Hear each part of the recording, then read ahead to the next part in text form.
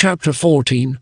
The last chapter closed with the arrival of Liu, who shouted out falsely that the army was that of the two arch-rebels Li Ju and Guosi come to capture the imperial cavalcade. But Yang Feng recognized the voice of Liu and said, "This is only the cohort of Liu." He bade Zhu Huang go out to fight him. Zhu Huang went, and in the first bout the traitor fell. The White Wave rebels scattered. The travelers got safely through Gu Pass. Here the governor of Henei, Zheng Yang, supplied them plentifully with food and other necessaries and escorted the emperor to Jidao. For his timely help, the emperor conferred upon Zheng Yang the rank of a regent general. Yang Feng moved his army to the northeast of Luoyang and camped at Yuan. Capital Luoyang was presently entered. Within the walls all was destruction. The palaces and halls had been burned, the streets were overgrown with grass and brambles and obstructed by heaps of ruins. The palaces and courts were represented by broken roofs and toppling walls. A small palace, however, was soon built, and therein the officers of court presented their congratulations, standing in the open air among thorn bushes and brambles. The reign style was changed from prosperous stability to rebuilt tranquility. The first year AD 196, the year was grievous with famine. The Luoyang people, even reduced in numbers as they were to a few hundred families, had not enough to eat, and they prowled about stripping the bark off trees and grubbing up the roots of plants to satisfy their starving hunger. Officers of the government of all but the highest ranks went out into the country to gather fuel. Many people were crushed by the falling walls of burned houses. At no time during the decadence of Han did misery press harder than at this period.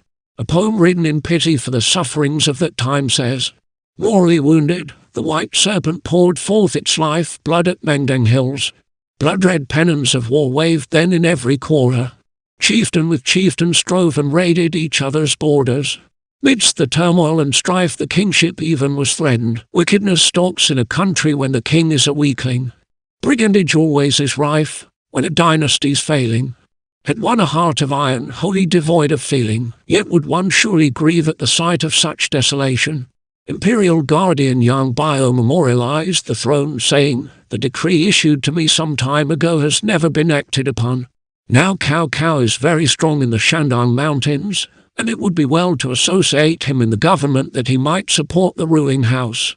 The emperor replied, "There was no need to refer to the matter again. Send a messenger when you will." So the decree went forth, and a messenger bore it into the Shandong Mountains. Now when Cao Cao had heard that the court had returned to capital Luoyang, he called together his advisers to consult. Sun Yu laid the matter before Cao Cao and the council thus: 800 years ago, Duke Wen of Jin supported Prince Yan of the declining Zhou dynasty, and all the feudal lords backed Duke Wen. The founder of the Hans, Liu Bang, won the popular favor by wearing mourning for Emperor Yifchu. Now Emperor Xian has been a fugitive on the dusty roads. To take the lead in offering an army to restore him to honor is to have an unrivaled opportunity to win universal regard. But you must act quickly, or someone will get him before you. Cao Cao understood and at once prepared his army to move. Just at this moment an imperial messenger was announced with the very command Cao Cao wanted, and Cao Cao immediately set out. At Luoyang everything was desolate.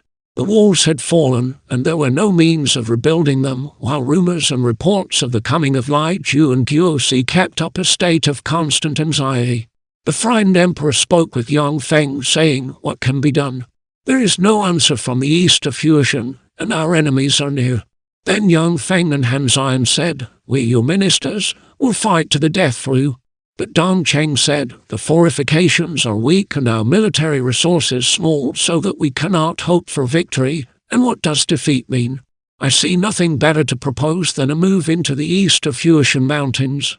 The emperor agreed to this, and the journey began without further preparation. There being few horses, the officers of the court had to march afoot. Hardly a bowshot outside the gate they saw a thick cloud of dust, out of which came all the clash and clamour of an advancing army. The emperor and his consort were dumb with fear. Then appeared a horseman. He was the messenger returning from the east of Fujian Mountains. He rode up to the chariot, made an obeisance, and said, "General Cao Cao, as commanded, is coming with all the military force of the east of Fujian." But hearing that Lai Ju and Guo Si had again approached the capital, he has sent Xiahou Dun in advance. With Xiahou Dun are 10 capable leaders and 50,000 cavalry. They will guard your majesty. All fear was swept away. Soon after Xiahou Dun and his staff arrived, Xiahou Dun, Su Chu, and Dian Wei were presented to the emperor, who graciously addressed them. Then one came to say a large army was approaching from the east, and at the emperor's command Xiahou Dun went to ascertain who these were. He soon returned saying they were Cao Cao's infantry. In a short time Cao Hong, Lai Dian, and Yu Jing came to the imperial chariot, and their names having been duly communicated, Cao Hong said, "When my brother, Cao Cao, heard of the approach of the rebels, he feared that the advance guard he had sent might be too weak, so he sent me to march quickly for reinforcement. General Cao Cao is indeed a trusty servant," said the emperor. Orders were given to advance, Cao Hong leading the escort. By and by scouts came to say that the rebels were coming up very quickly. The emperor bade Xiahou Dun divide his force into 2 parts to oppose them. Xiahou Dun and Cao Hong's armies threw out 2 wings with cavalry in front and foot behind. They attacked with vigor and beat off Lai Ju and Guo Si's cohorts with a severe loss of 10,000. Then Xiahou Dun and Cao Hong bade the emperor to return to Luoyang, and Xiahou Dun guarded the city. Next day Cao Cao came with his great army, and having got them duly camped he went into the city to audience. He knelt at the foot of the steps, but was called up hither to stand beside the emperor and be thanked. Cao Cao replied, "Having been the recipient of great bounty, thy servant owes the state much gratitude. The measure of evil of the 2 rebels is full, but I have 200,000 of good soldiers to oppose them. And those soldiers are fully equal to securing the safety of your majesty and the throne. The preservation of the state sacrifice is the matter of real moment." High honors were conferred on Cao Cao. He was appointed commander of Capital District, Minister of War, and granted military insignia. The 2 rebels, Lai Ju and Guo Si, wished to attack Cao Cao's army while fatigued from its long march, but their advisor, Jie Zhu, opposed this, saying there was no hope of victory. He has both strong soldiers and brave leaders. Submission may bring us amnesty. Lai Ju was angry at the suggestion, crying, "Do you wish to disarm the army?" And he drew his sword on Jie Zhu. But the other officers interceded and saved the advisor. That same night Jie Zhu stole out of the camp and, quite alone, took his way home to his native village. Soon the rebels decided to offer battle. In reply, Cao Cao sent out Su Chu, Cao Ren, and Dian Wei with 300 horse. These 3 leaders dashed into the rebels' army but quickly retired. This maneuver was repeated, and again repeated before the real battle array was formed. Then Lai Xian and Lai Bai, nephews of Lai Ju, rode out. At once from Cao Cao's side dashed out Su Chu and cut down Lai Xian. Lai Bai was so startled that he fell out of the saddle. He too was slain. The victor Su Chu rode back to his own side with the 2 heads.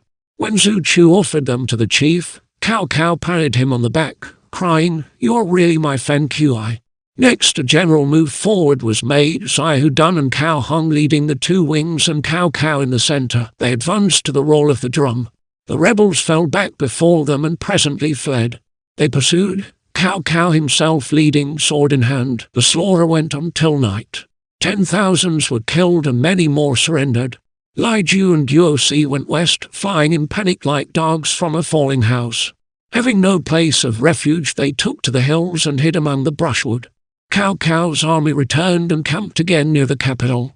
Then Yang Feng and Han Xian said one to another, "This Cao Cao has done a great service, and he will be the man in power. There will be no place for us."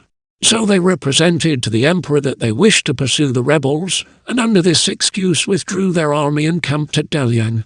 One day the emperor sent to summon Cao Cao to audience. The messenger was called in. Cao Cao noticed that the messenger looked remarkably well and could not understand it, seeing that everyone else looked hungry and famine-stricken. So Cao Cao said, "You look plump and well, sir. How do you manage it?" "Only this. I have lived meagre for 30 years. Cao Cao nodded. "What office do you hold?" "I am a graduate recommended for filial piety and honesty. I had offices under Yuan Shao and Zhang Yang, but came here when the emperor returned. Now I'm one of the secretaries. I'm a native of Dingtao, and my name is Dong Zhao." Cao Cao got up from his place and crossed over, saying, "I have heard of you. How happy I am to meet you." Then wine was brought into the tent, and Sun Yu was called in and introduced. While they were talking, a man came in to report their party was moving eastward. Cao Cao ordered to find out whose people these were, but Dong Zhao knew at once. They are old leaders under the rebels, Young Feng and the White Wave General Han Zion. They are running off because you have come, illustrious sir. Do they mistrust me? Said Cao Cao. They are not worthy of your attention. They are a poor lot. What of this departure of Lai Ju and Guosi? Tigers without claws, birds without wings, they will not escape you very long. They are not worth thinking about. Cao Cao saw that he and his guest had much in common, so he began to talk of affairs of state. Said Dong Zhao, "You illustrious sir, with your noble army have swept away rebellion and have become the mainstay of the throne, an achievement worthy of the ancient 5 protectors. But the officials will look at it in very different ways and not all favorably to you. I think you would not be wise to remain here, and I advise a change of capital to Zucheng. However, it must be remembered that the restoration of the capital has been published far and wide, and the attention of all the people is concentrated on Luoyang, hoping for a period of rest and tranquility. Another move will displease many. However, the performance of extraordinary deed may mean the acquisition of extraordinary merit. It is for you to decide." "Exactly my own inclination," said Cao Cao, seizing his guest's hand. "But are there not dangers, Yang Feng at Dalian and the court officials?" "That is easily managed. Write to Yang Feng and set his mind at rest. Then say to the high officials plainly that there is no food in the capital here, and so you are going to another place where there is, and where there is no danger of scarcity. When they hear it, they will approve." Cao Cao had now decided, and as his guest took leave, Cao Cao seized his hands once more, saying, "I shall need your advice in future affairs." Dong Zhao thanked and left. Thereafter Cao Cao and his advisers secretly discussed the change of capital. Now Court Councillor Wang Lai, who was an astrologer, said to Liu Kai, Royal Clan Recorder, "I have been studying the stars. Since last spring Venus has been nearing the guard star in the neighborhood of the measure, and the cow heard the great Baron Vega crossing the river of heaven. Mars has been retrograding and came into conjunction with Venus in the gate of heaven, so that metal Venus and fire Mars are mingled. Thence must emerge a new ruler. The ore of the hands is exhausted, and the ancient states of Jin and wine must increase." A secret memorial was presented to the emperor saying, "The mandate of heaven is its course, and the 5 elements metal, wood, water, fire, and earth are out of proportion. Earth attacking fire is Y attacking Han, and the successor to the empire of Han is in Y." Cao Cao heard of these sayings and memorials and sent a man to the astrologer to say, "Your loyalty is well known, but the ways of heaven are past finding out. The less said the better." Then Cao Cao discussed with Sun Yu. The advisor expounded the meaning thus: "The virtue of Han was fire, your element is earth. Zucheng is under the influence of earth, and so your fortune depends on getting there. Fire can overcome earth, as earth can multiply wood. Dong Zhao and Wang Lai agree, and you have only to hide your time." So Cao Cao made up his mind. Next day at court he said, "Luoyang is deserted and cannot be restored, nor can it be supplied easily with food. Zucheng is a noble city, resourceful and close to Luoyang, which is a grain basin. It is everything the capital should be. I venture to request that the court move thither." The emperor dared not oppose, and the officials were too overawed to have any independent opinion, so they chose a day to set out. Cao Cao commanded the escort, and the officials all followed. When they had travelled a few stages, they saw before them a high mound, and from behind this there arose the beating of drums. Then Yang Feng and Han Zion came out and barred the way. In front of all stood Su Huang, who shouted, "Cao Cao is stealing away the emperor." Cao Cao rode out and took a good look at this man. He seemed a fine fellow, and in his secret soul Cao Cao greatly admired him, although he was an enemy.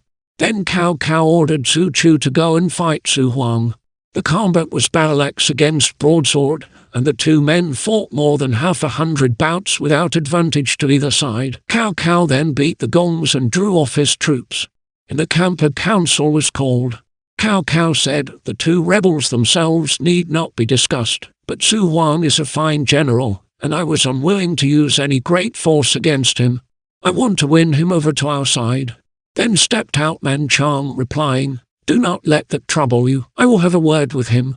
I shall disguise myself as a soldier this evening and steal over to the enemy's camp to talk to him. I shall incline his heart toward you." That night Man Chong, duly disguised, got over to the other side and made his way to the tent of Zhu Huang, who sat there by the light of a candle. Zhu Huang was still wearing his coat of mail. Suddenly Man Chong ran out in front and saluted, saying, "You have been well since we parted, old friend." Zhu Huang jumped up in surprise, gazed into the face of the speaker a long time, and presently said, "What, you're Man Chong of Shenyang? What are you doing here?" "I'm an officer in General Cao Cao's army. Seeing my old friend out in front of the army today, I wanted to say a word to him, so I took the risk of stealing in this evening, and here I am." Zhu Huang invited Man Chong in, and they sat down. Then said Man Chong, "There are very few as bold as you on earth. Why then do you serve such as your present chiefs, Yang Feng and Han Zian? My master is the most prominent man in the world, a man who delights in wise people and appreciates soldiers, as everyone knows. Your valor today won his entire admiration, and so he took care that the attack was not vigorous enough to sacrifice you. Now he has sent me to invite you to join him. Will you not leave darkness for light and help him in his magnificent task?" Zhu Huang sat a long time pondering over the offer. Then he said, with a sigh, "I know my masters are doomed to failure, but I have followed their fortunes a long time and do not like to leave them. But you know the prudent bird selects its tree, and the wise servant chooses his master. When one meets a worthy master and lets him go, one is very reckless. I'm willing to do what you say," said Zhu Huang, rising.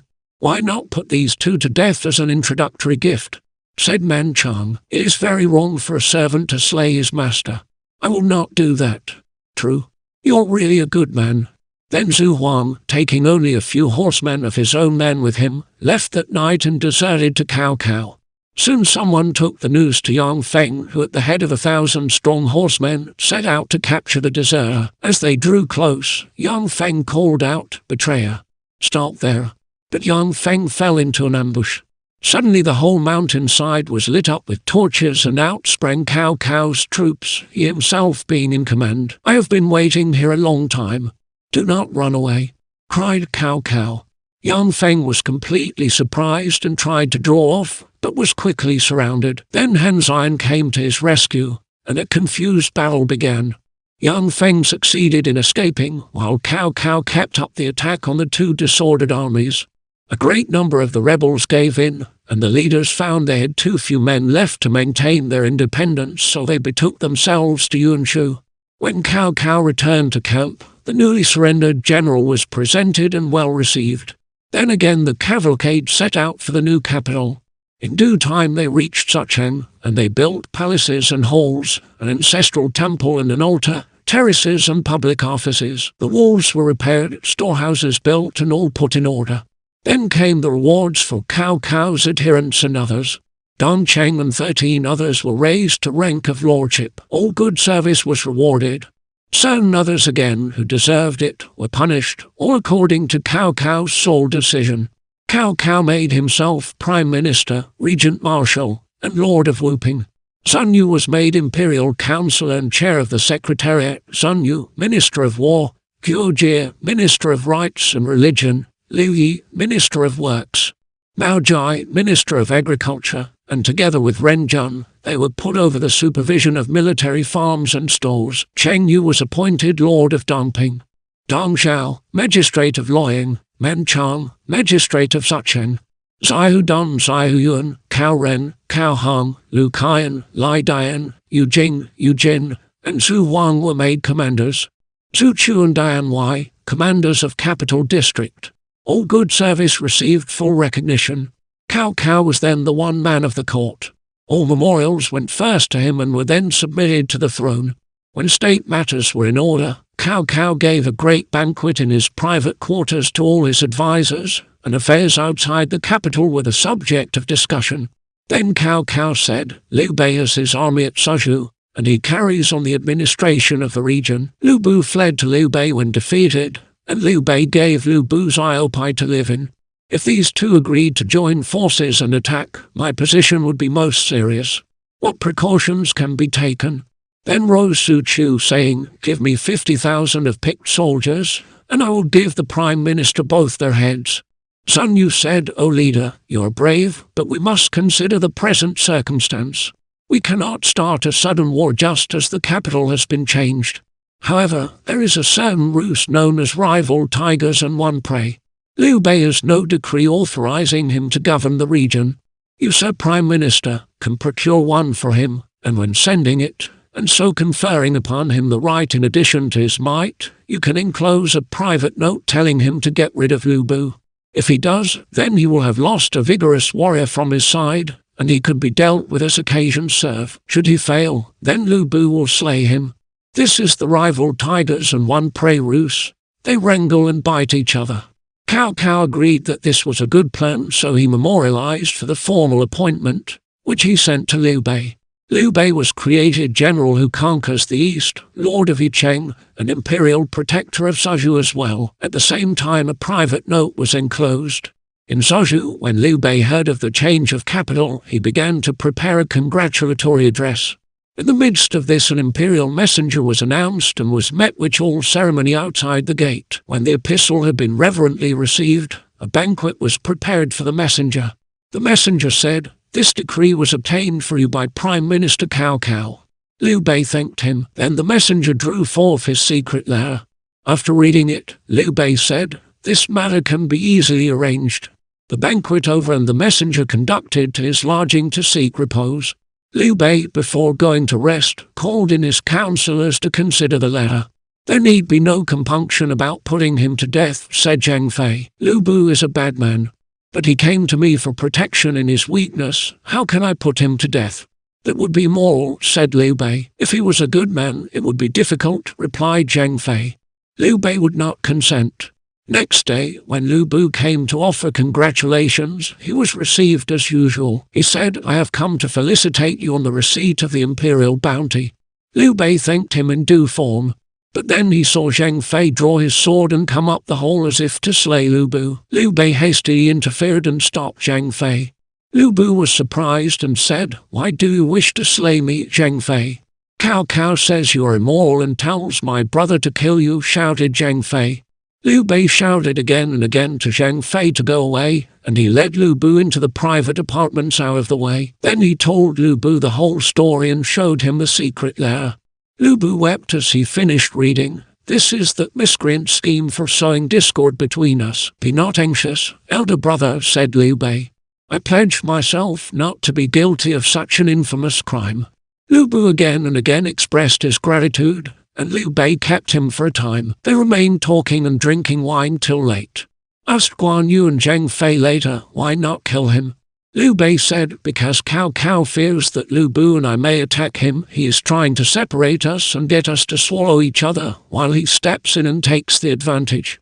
Is there any other reason?" Guan Yu nodded assent, but Zhang Fei said, "I want to get him out of the way, lest he would trouble us later." "That is not what a nobleman should do," said his elder brother. Soon the messenger was dismissed and returned to the capital with the reply from Liu Bei. The letter only said the instruction would take time to plan and implement.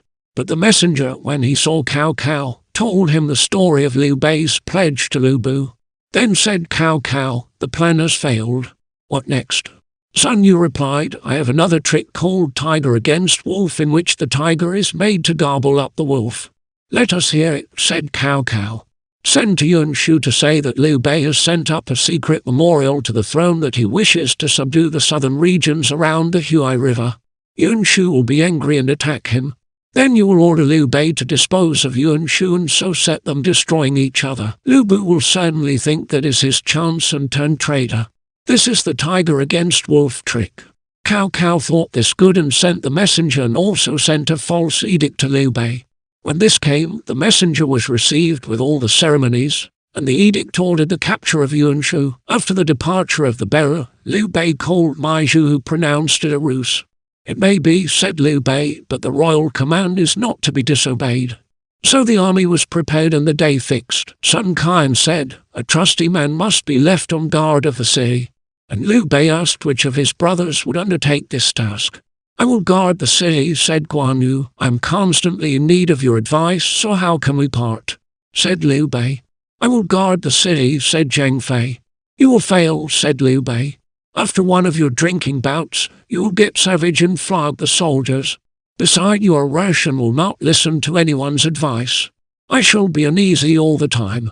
Henceforth I will drink no more wine, I will not beat the soldiers, and I will always listen to advice," said Zhang Fei. "I fear the mouth does not correspond to the heart," said Mai Zhu. "I have followed my elder brother these many years and never broken faith. Why should you be contemptuous?" said Zhang Fei. Liu Bei said, "Though you say this, I do not feel quite satisfied. I will order advisor Chen Deng to help you and keep you sober. Then you will not make any mistake." Chen Deng was willing to undertake this duty, and the final orders were given. The army of 30,000 horse and foot left Suzhou and marched toward Nanyang. When Yuan Shu heard that a memorial had been presented proposing to take possession of his territories, he broke out into abuse of Liu Bei. "You weaver of mats! You plater of straw shoes! You have been smart enough to get possession of a large region and elbow your way into the ranks of the nobles. I was just going to attack you, and now you dare to scheme against me. How I detest you!" So Yuan Shu at once gave orders to prepare an army of 100,000 under Jai Ling to attack Suzhou. The two armies met at Suyi, where Liu Bei was encamped in a plain with hills behind and a stream on his flank, for his army was small. Jai Ling was a native of the east of Huashan Mountains. He used a very heavy three-edged sword. After he had made his camp, he rode out and began abusing his opponents, shouting, "Liu Bei, you rustic bumpkin, how dare you invade this land? I have a decree ordering me to destroy the governor who behaves improperly. If you oppose, you will be assuredly punished," replied Liu Bei. Jai Ling angrily rode out brandishing his weapon. But Guan Yu cried, "Fool, do not attempt to fight." And Guan Yu rode out to meet him. Then they two fought, and after 30 bouts neither had an advantage. Then Jai Ling cried out for a rest. So Guan Yu turned his horse away, rode back to his own array and waited for Jai Ling. When the moment came to renew the combat, Jai Ling sent out one of his officers, Sun Zheng, to take his place. But Guan Yu said, "Tell Jai Ling to come. I must settle with him who shall be tiger and who shall be deer. Your reputationless leader and unworthy to fight with our general," replied Sun Zheng. This reply angered Guan Yu, who made just one attack on Sun Zheng and brought him to the ground.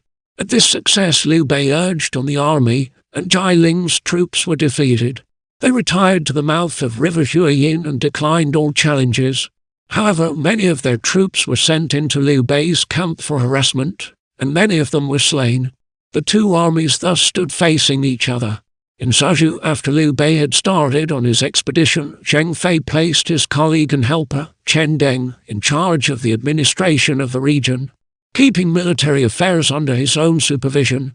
After thinking over the matter for some time, he gave a banquet to all the military officers. When they were all seated, he made a speech. "Before my brother left, he bade me keep clear of the wine cup for fear of accidents. Now, gentlemen, you may drink deep today, but from tomorrow wine is forbidden, for we must keep the city safe. So take your fill." And with this he and all his guests rose to drink together. The wine-bearer came to Cao Bao, who declined it, saying, "I never drink as I am forbidden by religion." "What? A fighting man does not drink wine?" said the host. "I want you to take just one cup." Cao Bao was afraid to offend, so he drank. Now Zhang Fei drank huge goblets with all his guests on every hand and so swallowed a huge quantity of liquor. He became quite intoxicated. Yet he would drink more and insisted on a cup with every guest. It came to the turn of Cao Bao, who declined. "Really, I cannot drink," said Cao Bao. "You drank just now, why refuse this time?" Zhang Fei pressed him, but still Cao Bao resisted.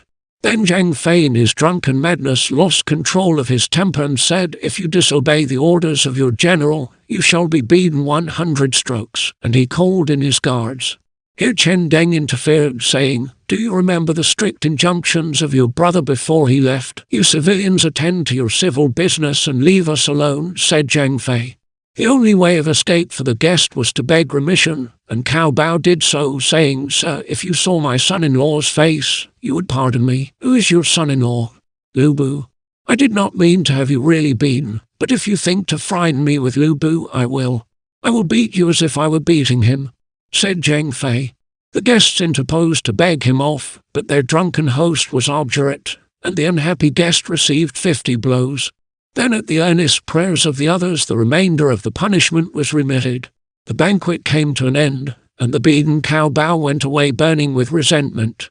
That night he sent a letter to Xiaopai relating the insults he had received from Zhang Fei. The letter told Lu Bu of Liu Bei's absence and proposed that a sudden raid should be made that very night before Zhang Fei had recovered from his drunken fit. Lu Bu at once summoned Chen Gong and told him, "Xiaopai is only a place to occupy temporarily," said Chen Gong. "If you can see Zaju, do so. It is a good chance." Lu Bu got ready at once and soon on the way with 500 cavalrymen, ordering Chen Gong and Gao Shun to follow him with the main body. Xiaopai being only about 15 miles away, Lu Bu was under the walls at the 4th watch. It was clear moonlight. No one on the rampart saw him. Lu Bu came up close to the wall and called out, "Liu Bei's secret messenger has arrived." The guards on the wall were Cao Bao's people, and they called him. Cao Bao came, and when he saw who was there, he ordered the gates to be opened. Lu Bu gave the secret signal, and the soldiers entered shouting. Zhang Fei was in his apartment sleeping off the fumes of wine. His servants hastened to arouse him and told him an enemy had got the gates open. They said, "Lu Bu got in, and there is fighting in the city." Zhang Fei savagely got into his armor and laid hold of his mighty serpent halberd. But as he was mounting his horse at the gate, the attacking soldiers came up. He rushed at them, but being still half intoxicated made but a poor fight. Lu Bu, knowing Zhang Fei's prowess, did not press him hard, and Zhang Fei made his way, with 18 leading guards of Yun, to the east gate, and there went out, leaving Liu Bei's family to their fate. Cao Bao, seeing Zhang Fei had but a very small force and was still half drunk as well, came in pursuit. Zhang Fei saw who it was and was mad with rage. He galloped toward Cao Bao and drove him off after a few passes. He followed Cao Bao to the moat and wounded him in the back. Cao Bao's frightened steed carried its master into the moat, and he was drowned. Once well outside the city, Zhang Fei collected his troops, and they rode off toward the south direction. Lu Bu, having surprised the city, set himself to restore order. He put guards over the residence of Liu Bei so that no one should disturb the family. Zhang Fei with his few followers went to his brother's camp at Suyi and told his story of treachery and surprise. All were greatly distressed. "Success is not worth rejoicing. Failure is not worth grieving," said Liu Bei with a sigh. "Where are our sisters?" asked Guan Yu. "They shared the fate of the city." Liu Bei nodded his head and was silent. Guan Yu with an effort controlled his reproaches and said, "What did you say when you promised to guard the city, and what orders did our brother give you? Now the city is lost and they're with our sisters-in-law. Have you done well?" Zhang Fei was overwhelmed by remorse. He drew his sword to kill himself. He raised the cup in pledge. None might say nay. Remorseful, drew the sword, himself to slay. Zhang Fei's fate will be told in the next chapter.